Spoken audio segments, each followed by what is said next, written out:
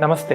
हम अक्सर हमारे देश में होने वाली भयानक खबरों के बारे में सुनते हैं। हत्या एवं बलात्कार के मामलों, एसिड अटैक्स और टेररिस्ट अटैक्स के बारे में हम पढ़ते हैं। जब ऐसी घटनाएं होती हैं तो कई लोग विरोध करते हैं और पीड़ितों के लिए न्याय की मांग करते हैं। मेरा वास्तव में उन लोगों के प्रति सम्मान है जो दूसरों की रक्षा करने और उनके लिए संघर्ष करना चाहते हैं। मुझे यह जानकर खुशी होती है कि इस दुनिया में निस्वार्थ लोग भी होते हैं जो लिंग, जाति या त्वचा के रंग के आधार पर दूसरों के साथ भेदभाव नहीं करते हैं। लेकिन विरोध प्रदर्शन के बाद हम क्या करते हैं? जब हम खाना खाने बैठते हैं तो हमारे थाली में क्या होता है?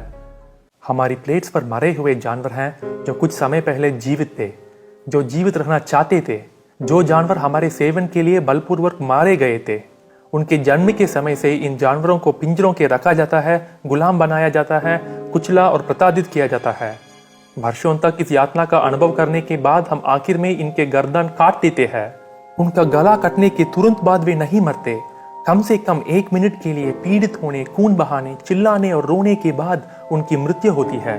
मछली जैसे जानवरों को पानी से बाहर निकाला जाता है और जमीन पर फेंक दिया जाता है। डूबने के दौरान हमें जो पीड़ा होती है वही वेदना उन्हें पानी से निकाले जाने पर महसूस होती है। कुछ मछलियां तो बाजार पहुंचने तक भी जीवित रह जाती हैं। हम उनकी पीड़े के बारे में परवाह करने के बजाय यह पूछते हैं कि उनका मूल्य कितनी है। अंडे के बारे में क्या? अंडे की इंडस्ट्रीज में नर चूजों को जिंदा फेंक दिया जाता है, फिर मार दिया जाता है क्योंकि वे अंडा उद्योग के लिए कोई लाभ नहीं ला सकते हैं। मुर्गियां जो अंडे देती हैं उन्हें छोट और गंदे पिंजरों में रखा जाता है और उन्हें प्राकृतिक रूप से अधिक अंडे देने के लिए मजबूर किया जाता है। कुछ समय बाद जब वे इतने कमजोर हो जाते हैं और अंडे नहीं दे पाते हैं तो उन्हें उनके मांस के लिए मार दिया जाता है। अंडा उद्योग में जैसे मुर्गियों को अंडे की मशीन की तरह देखा जाता है, वैसे ही गायों को डेयरी इंडस्ट्रीज में दूध उत्पादन करने वाली मशीनों के रूप में देखा जाता है। हम में से कई लोग खुद को फेमिनिस्ट कहते हैं जो महिलाओं की अधिकारों के लिए लड़ते हैं। बलात्कार के किसी एक खबर के बारे में पढ़ते ही हम सभी को बहुत गुस्सा आता है। हम चाहते हैं कि अपराधी को सजा मिले, लेकिन क्या आप जानते हैं कि दूध उत्पादन के लिए गायों का हर साल बलात्कार किया जाता है? मनुष्य और गायों जैसे मैमल्स में केवल गर्भवती मादाएं ही दूध का उत्पादन कर सकती हैं। एक बार बछड़ा पैदा होने के बाद उसे मां से अलग करवा कर मार दिया जाता है। यदि बछड़े को दूध पीने की अनुमति दी गई होती तो आप मनुष्यों के लिए दूध कैसे प्राप्त कर पाओगे? यह गाय के लिए भयानक संकट और आघात का कारण बनता है और उसके बच्चे के चोरी होने के बाद कई दिनों के लिए वह रोती है। क्या गाय भी मादा नहीं है? क्या वह एक बच्चे की मां नहीं है? गाय को हम गोमाता कहते हैं और इसलिए हम उसे नहीं कहते हैं। लेकिन क्या आप जानते हैं कि दूध पीने उस गाय को मारने और खाने के समान है? क्योंकि जब गाय दूध के लिए लाभदायक नहीं होती है तो उसे गोमांस के लिए मार दिया जाता है।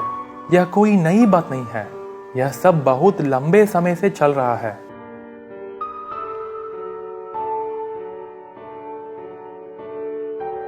जब हम किसी इंसान के साथ हो रही हिंसा की पोस्ट देखते हैं तो हम कमेंट सेक्शन में हिंसा के खिलाफ बोलते हैं। लेकिन जब लोग इसी तरह से वीडियो देखते हैं जहां जानवरों के साथ होने वाली क्रूरता के बारे में बोला जाता है तो वे बस हंसते हैं। अगर हम इंसान के दर्द को समझ सकते हैं तो हम किसी जानवर के दर्द को क्यों नहीं समझ सकते? वे बहुत पीड़ित हैं, फिर भी हम उनके दुख को अनदेखा कर देते हैं। और सिर्फ हम इस हिंसा में भाग नहीं लेते हैं बल्कि हम अपने बच्चों को भी यही सिखाते हैं। हम इतने बुरे कैसे हो गए? मैं एक वीगन हूँ। हम लोग मांस, दूध उत्पादन, अंडे या शहद नहीं खाते हैं। हम चमड़े, ऊन या रेशम को भी उपयोग नहीं करते हैं। दुनिया भर में अनगिनत वीगन्स लोगों को पीड़ित जानवरों के बारे में एहसास कराने की कोशिश कर रहे हैं।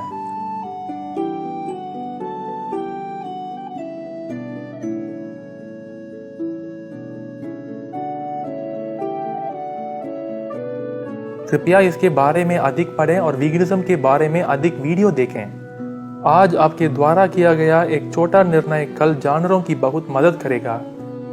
न्याय और समानता सभी को दी जानी चाहिए। कृपया इस पर विचार करें और वीगन रहें। यदि आपको वीगनिज्म पर संदेह है और भारत के साथी वीगन्स के साथ बातचीत करना चाहते हैं तो कृपया Facebook group India vegan revolution join करें। कृपया वीगन रहें और दूसरों को शिक्षित करें। धन्यवाद।